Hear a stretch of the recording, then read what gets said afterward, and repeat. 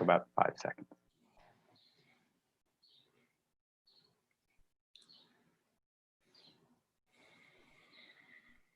Hi, everyone. I'm Henne, Artistic Director of Theater Dybbuk, and you are here for one of the series I'm doing every other week on arts, provocation, and Jewish history. And this week we have a really special way of doing this. In the past, it's often been me leading a talk or a workshop.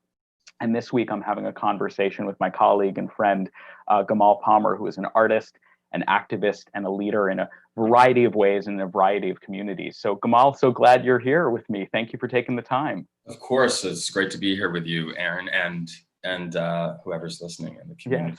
Yes. I know it's always so odd being in this, like we're here in this Zoom space, and out there in the world, there's many people watching.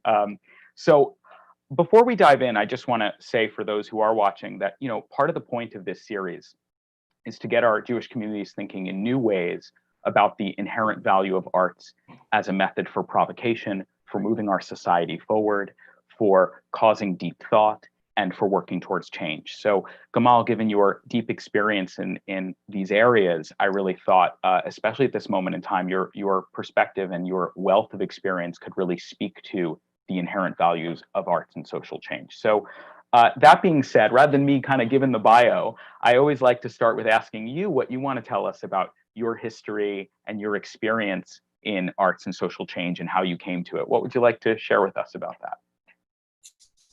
Whoa, big questions. How I came to it. So, I mean, it's this, what I'm going to say is easy to find out because I talk about it a lot and is involved in a lot of workshops that I do and talks that I give. But I am the child of a revolution, really, of the revolution. I was born in Philadelphia, and my father is a civil rights activist. My mother is also an activist in her own right in many ways. So I grew up in an environment where social engagement, social change was really like, even if it wasn't not always talked about at the dinner table, it was a primary component of our environment. And so influenced indirectly and directly in a lot of ways. And then I myself, I guess I'd done activism prior to this, but the fusion of the arts and activism would probably be when I was in 8th grade. I actually started working in prisons with a theater company called Full Circle Theater. And it was an improvisational, intergenerational, interracial theater company. And so I was working in prisons and doing conflict resolution work that was focused on how to survive in prison and how to stay out when you get out. And so that would be the first time that I had a real official fusion of activism and the arts. And I did a TED Talk, and you could see the story there. But I was in 8th grade, and I had a sense of what it would be like, what a person who was in prison might look like, whatever that means when you're in 8th grade. And I did not have any direct contact with the system yet at that time.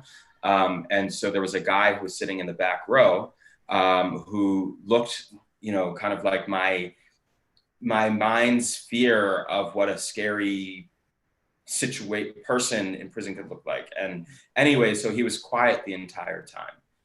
And then at the end of the workshop, he raised his hand and he said, "I want to thank you because for an hour I felt like I wasn't in prison no more." And it was in that moment that I had my first experience of being a part of change using theater with my activism. Wow.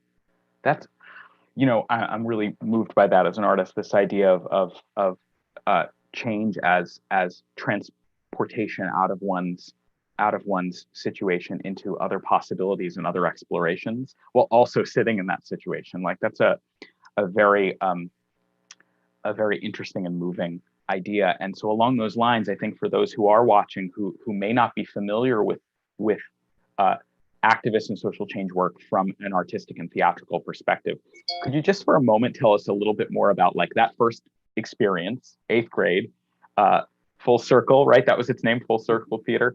Um, uh, like, what did theater look like in that setting? Like, what did you actually do? Because for those who may not have Sure. Yeah, experience, that's a yeah. great question.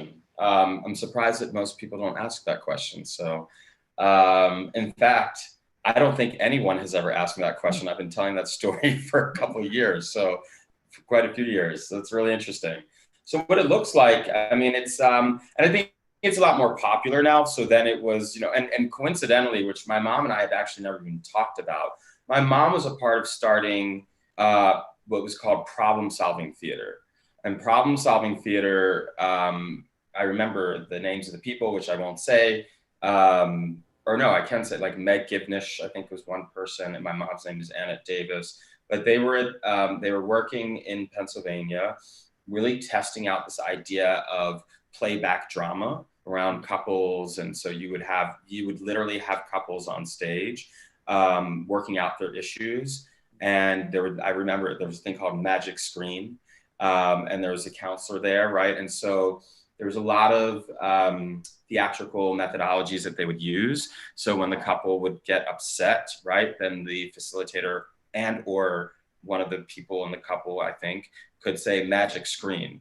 And that would give them permission to either like disengage with the conversation, or maybe the person would know that they need to stop. So I'm using that as an example for two reasons right now. One is, again, to reinforce kind of like where I come from, and, you know, this connection of like, how do you get to be in the arts and social change and leadership. And then also, it's a much more palpable example. And I think that, you know, with Augusto Boal, who created applied theater, just throw out more terminologies and stuff out there, or theater of the oppressed, people may know it as. It's theater that it's not meant for performance. It's meant for deconstructing thought and behavior and feelings, right? So what I mean by that is they are exercises that you use, or you could even say games, right, that you play, that are theater-like exercises. Maybe improvisation is involved, where you tag people into an improvised scene, or you tag people out. Maybe it's about taking on somebody else's story, like literally taking on as your own. Or, you know, a ton of other exercises. But what Augusto Boal was really interested in, who I'm certain has informed all of this kind of work and around the world, you know, how my first teacher said it, which may or may not be true, and his teacher had worked with Augusto Boal, who's from Brazil, said that he didn't care about what you thought, he just wanted you to know why you thought it. Mm-hmm. And so really quickly, one example is like in a marketplace, there would be like people set up everywhere in open marketplace, and, you know, and you would hear a husband and a wife fighting, and you wouldn't know that they are actors because they're not giving that off. And the other people who are a part of this acting troupe are just, you know, in the market buying things and engaging. And as the fight escalates, the people who are spread out essentially as commoners, if you will, or everyday folk, are whispering in people's ear, like, oh my gosh, did you see that? Oh, wow, that's horrible, right? Creating attention to go, or causing attention to go towards this couple who's arguing. And then out of nowhere, once a forum, which is why it's called forum theater, would form, you would have a person who would come out and say, wait a minute, freeze, right? And then all of a sudden there's a play, right? Because that's what can happen. Right. And so now you've got an audience, and you've got two actors on stage, like in the middle of the scene, right? You've got a narrator or a conductor, you know, and you have agitators, right? And so there's a story where a woman who was in the audience, or so he says freeze, and the facilitator, or the joker that he's called, says, you know, what do you think he should do, right? Because it's right at the moment where the husband is going to beat the wife, right? And so, because his hand is raised like this. Mm-hmm. And so the narrator says, what do you think we should do? And there's an old lady in the audience, as the story is told, that says, I think he should beat her. And so the narrator says, come on up here. And so the older lady comes up to what is now a stage, and taps the Joker, the narrator taps out the woman, the wife, to move and replaces her with the old lady. And now the narrator says, okay, go. And the husband is about to, and then the old woman goes like this. And the narrator says, freeze. Now what should he do? And the woman starts to cry. Because she's now, and this is why it's important that it happens in public, she's now realizing that she said he should beat her because that's what she's always been taught, or what people have been taught in that society and culture. But when you're in the situation, it's fearful and it's scary. Yeah. I mean, what's remarkable about this is this sort of performative act as a profound act of self-investigation and also of empathy building, right? I mean, this is a lot of what that work talks about, is how do I put myself in shoes that aren't my own, right? Partly by getting to know myself more intimately, and also by trying to, in the moment, respond to what's happening in a very real way, as opposed to kind of creating a fiction around it, right? Because although this may have been a fiction, in the moment, it doesn't feel like a fiction. And so that's a remarkable, so thank you for that, because I think for someone who may be watching, using theater and arts in that way may be new. So I think that picture of it was really helpful. And also the way in which it kind of enters our public spaces and causes people to kind of turn an eye on themselves and how they behave in these public spaces, which obviously is really on our minds right now in a variety of ways too. So, so I want to shift for a minute, following your trajectory a little bit, and I'm just going to refer to my notes here because I have some. Can I just say one thing, because you brought it up, though? Please, I love it. You know, with the civil unrest, I wouldn't call it a riot, but I would say with the civil unrest that has happened over the past few weeks, I mean, first of all, looting is a real challenge. But I would say if people are focusing on the looting only or primarily, that's a problem. And I really feel for people whose businesses were directly impacted, and I understand as much as one can without being a business owner, and empathize with that. But the point that I want to make is that the civil unrest has always been necessary for social change to actually happen, and legislative change, quite frankly, to happen. And it is not performative in the sense that it is fake, or that it is somehow, you know, dramatized to some gratuitous or unnecessary extent. However, you need the performance of acting out to occur for change to happen. And I think that we need things, whether they are art pieces or, you know, live theater pieces or poetry or whatever, but we need expression and things to actually inspire people to do something different, to change their behavior, which is essentially to change their performance of self. And that is why it's so crucial to have art at the center of many things, and particularly in times of social change and activism. And just because, and I know we can get to that later, but I just, as I was thinking about it, you said it, I really wanted to connect those dots, because I think it's important, and, you know, it's on people's mind right now in terms of I want to provide people different ways to look at what's happening right now, and to see, even in the midst of what has been destruction, you know, for some people and places, to see the value. And even though it's a very challenging, almost contradictory thing to say. So I'm curious, actually, I want to follow your lead there. I want to follow that thread for a moment. So I'm curious, as a fellow artist, now I've been processing this and the inherent value of arts in the ways that you just spoke about. And I'm curious in this moment, and this is a personal question, like you as an artist and an activist and a leader, like what kind of mirror or provocation or both do you feel is sort of needed at this moment in conversation with all that is happening? And it's a big question, so it's sort of an open question about like what sort of reflection or complication or additional support do you feel like the arts is needed to provide at this moment, specifically? I mean, I certainly think at the base level, it's needed to provide dialogue. Like we need, I wish what I'm realizing in this conversation is like, I'm not plugged in as much as I used to be to the arts activism world. Like, for example, when I guess now I'm at that stage in life where where you're aging yourself and it's actually like you're legit aging yourself.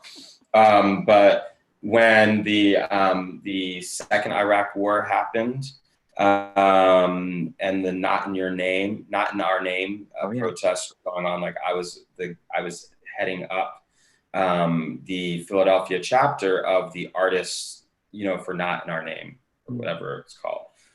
Which is essentially to say, like, you can't do this illegal war in our name, Mr. President and government people.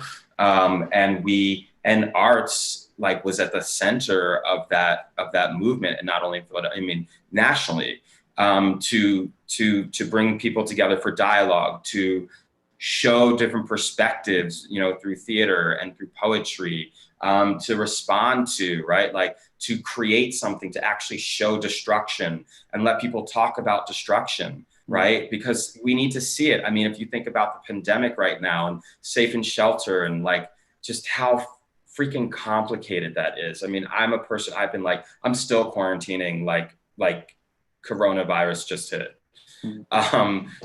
So that's my approach. I have adult asthma, so that's a part of it. But even still, I think I probably would.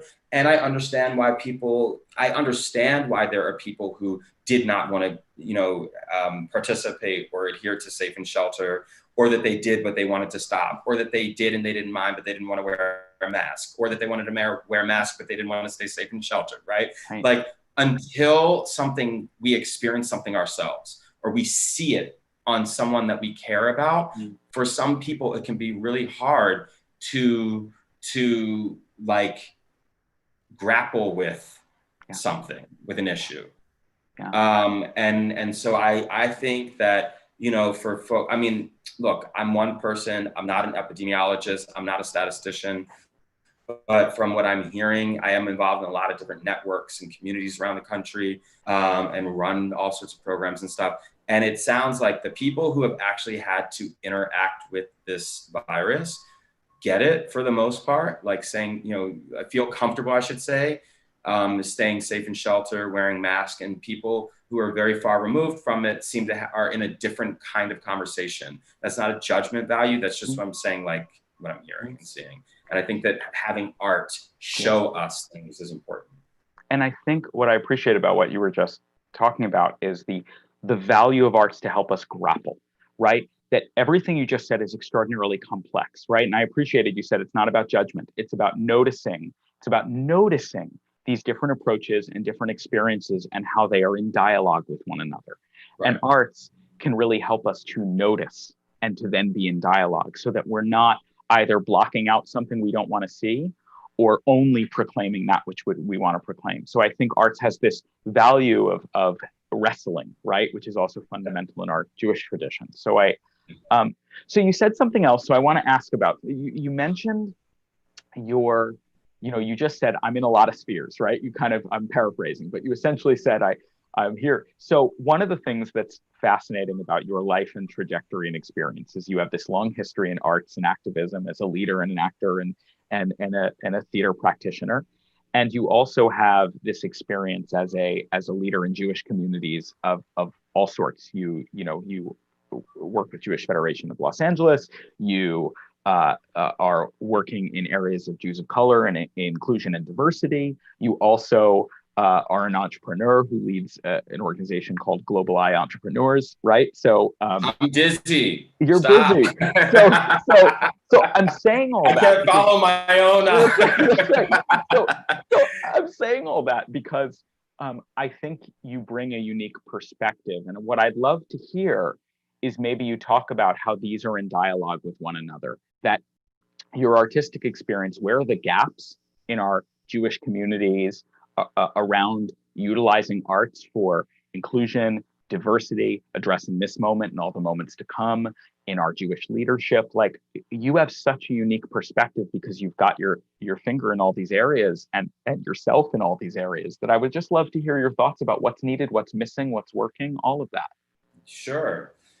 You just said something that I'm also, because I'm in these conversations right now about, about what certain Jewish institutions can do in this moment, how they can build on work that some of them have already been doing, which I also think is important to name. That there are many organizations that are even built on a mission statement, or been centered around a mission statement for social justice and racial justice. And we can always do more. But I always want to give a nod to those who are like actually doing the work already and have been. And they're kind of like, well, thank God, like, y'all are showing up now, like waking up for you guys who haven't been. And then there are too many that haven't been doing anything, or certainly not as much as they could be doing. And so they're trying to step up. I think art, like, what more perfect, humanistic, and beautiful way to bring communities together is to create art together. Like, there should be, I think part of what's interesting about right now, the art piece, is because, we're largely living very solo lives right now. I mean, and solo can also be like just your family, right? It doesn't have to necessarily mean that you are alone, unless you live alone, but because of safe and shelter. So I do wonder, like, I mean, you see little opportunities of things to come up in terms of collaboration, artistic collaboration. And it's hard. The point that I was making is, like, it's hard to do things publicly, right? And I just don't know how much thinking is being done about public art or collaborative art in this moment because of safe and shelter. And again, I'm saying I don't know if that is a thing. Of course, we have media now, so I'd love to see the Jewish community coming together on media platforms and reaching out to to the Black community on media platforms. I'd love to see, like, petitioning for arts, and the Jewish community getting behind that. I mean, if I see one more announcement of a school district cutting their arts funding, I don't know what I'm going to do. Scream, I guess. But I'm not happy about it, and it's sad. And we need to be advocating for the arts at the same degree as we are advocating for some of these other pieces, because they are so connected. And so much of, I mean, you're literally talking about communication, about expression, right? It's like, you need to have resources to do that. And we need to have institutions and organized communities behind that advocacy. Yeah. So first, I just want to say, yes, as a fellow artist and practitioner, that, arts, I mean, even if putting aside the sort of emotional response, right? There have been studies after studies that engaging with creativity in a consistent way informs everything we do and opens up channels for greater learning and connection, right? So this idea that we are deprioritizing that, and have been for a long time, is really problematic and makes us poorer as a society and as Jewish communities as well. So I hear you, and I think it's important for people like you and me and others to continue to be advocates, and also to have others who don't consider themselves artists to continue to be advocates and say, but I understand the value of how this can help us to hear each other and be in community. So you said something that I think is important in this conversation. Are there any organizations, I mean, as I was saying, you work at the intersection of a lot of identities too. You work with. I never answered the question. Yes. Right. No, you did actually. I had an additional question. You work, okay. You work in, as we said, communities that have intersecting identities around sexuality and gender identity, around being a person of color, around being Jewish and not Jewish, right? So all of these, and you mentioned in your answer just now that you do want to give a shout out to those who are doing the work and who have been showing up and being advocates. And I'm wondering if if there isn't anyone you want to sort of give a shout out to, and mention that, because some on this channel, they may not be aware of that work, and it may be helpful for them to know who they can turn to and what organizations might be able to be of service or educate. And I'm sorry, I was missing one thing. So organizations that are advocating right now, you mean? Yeah, or? that you mentioned that there's a lot of good groups and organizations already doing work on the ground to help forward inclusion, diversity, complex conversations around these topics, and are like kind of like, hey, jump into the pool, the water's fine. And I'm wondering, are there any of those coming to mind that you really want to make sure people may not be aware of, that they're hearing about, and that they can seek out education? Sure. Look, I think Ben the Arc has consistently done really great work. I don't know how one gets involved, but I think everybody should know about Jews of Color Field Building Initiative. I know that there is, oh my gosh, I'm forgetting the name. They're based in San Francisco. They do a lot of the art projects in the Jewish world. Studio Project, Jewish Studio Project. My friend there, yeah. And I know at minimum they're having conversations around social justice work if they're not actually already doing it. Yeah.